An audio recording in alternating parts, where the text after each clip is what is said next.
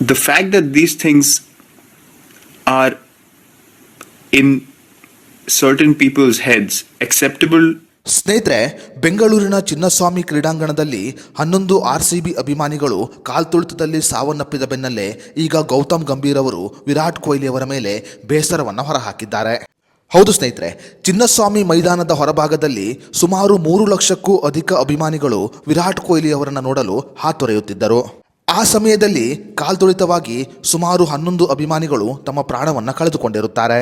ಮೈದಾನದ ಹೊರಭಾಗದಲ್ಲಿ ಅಭಿಮಾನಿಗಳು ಪ್ರಾಣವನ್ನು ಕಳೆದುಕೊಳ್ಳುತ್ತಿದ್ದರೆ ಅತ್ತ ಮೈದಾನದ ಒಳಭಾಗದಲ್ಲಿ ವಿರಾಟ್ ಕೊಹ್ಲಿ ಅವರು ಸೆಲೆಬ್ರೇಷನ್ ಅನ್ನು ಮಾಡುತ್ತಿದ್ದರು.